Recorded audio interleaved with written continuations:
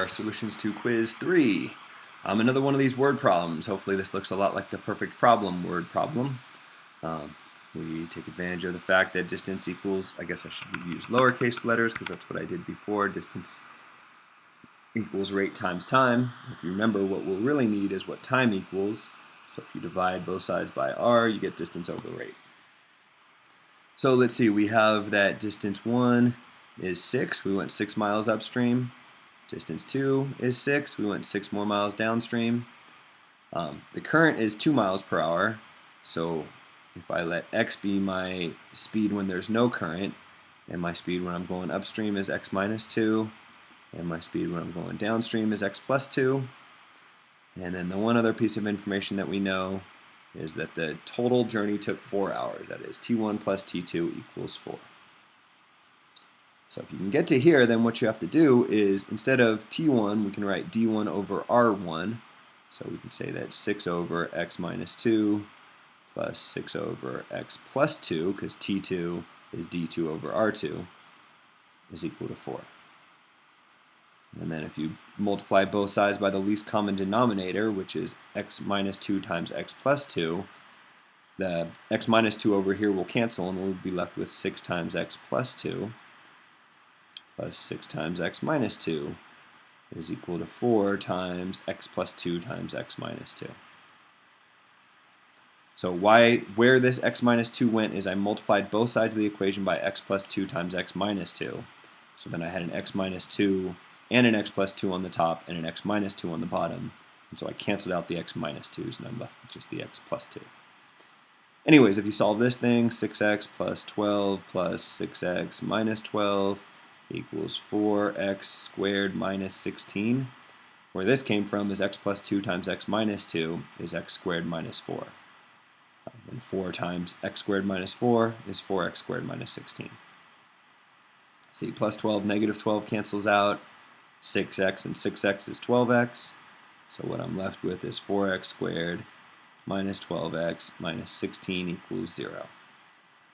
And we can factor out a 4 here to get x squared minus 3x minus 4 equals 0,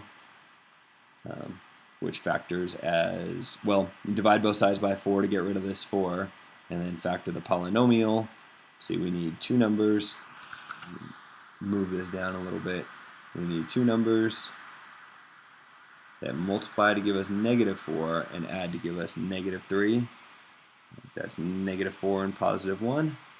So that tells us that either our speed is positive 4 or our speed is negative 1.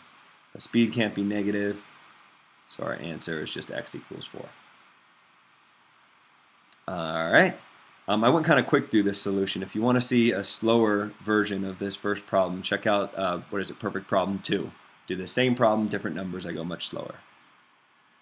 Find all solutions to this mess of an equation. Okay. I think what you should do first is factor out this difference of squares. X squared minus 9 is x plus 3 times x minus 3. Because if you do that, what you can do is notice that our least common denominator is equal to x minus 3 times x plus 3. And so what that tells us is x cannot be equal to 3 and x cannot be equal to negative 3. So this will be important. If we end up with 3 or negative 3 as a solution, it won't really be a solution. Anyways, back to our problem here. If you multiply both sides of the equation by the least common denominator, what you'll get is 4x plus 6, because these will cancel with these, minus x times x plus 3, because we multiplied by x plus 3 times x minus 3, but the x minus 3 canceled with this x minus 3. And that's equal to x minus 1 times x minus 3, because the x plus 3 canceled with this x plus 3. And so now if you simplify this mess, you come up with something like this. Let's see, some places where you could make a mistake. This is negative x that's getting distributed through here. So you get negative x squared and negative 3x. You can see a lot of people leaving this as plus 3x, so be careful there. And make sure you FOIL this out. Don't call it just x squared plus 3 or something. You have to FOIL all this. And if you FOIL it all together, you'll get x squared minus 4x plus 3. 4x and negative 3x is plus 1x. So all I did was combine like terms on this left side of the equation, and then I wrote it in the decreasing order of the exponents here, so it's easier to see what's going on. All right, if you add x squared to both sides, 2x squared, subtract x from both sides, negative 5x, subtract 6 from both sides, negative 3. So now we have an equation we can solve. The way you solve it is by factoring.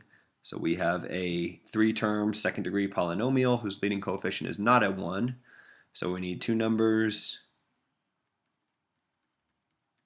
that multiply to 2 times negative 3, negative 6, and add to negative 5, the term in the middle.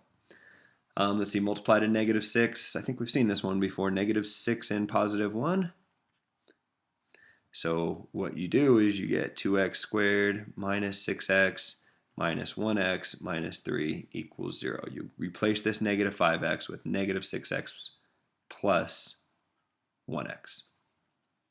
All right, now you have 4 terms, so you can factor by grouping. Pull out a 2x and you're left with x minus 3. You don't have to pull out anything over here. Maybe I'll pull out a positive 1 just as a placeholder, and you're left with x minus 3. And now you can pull out an x minus 3, and you're left with 2x plus 1. So if you solve this, running out of room here, you get x equals 3, or maybe 2x equals negative 1, so x equals negative 1/2. 2x plus 1 equals 0, subtract 1 from both sides, divide by 2. And it's tempting to leave both of these as the answer, but remember up here we said x can't be 3 or negative 3. So this is not a solution, and our only answer is x equals negative 1/2. And that is the end of this quiz.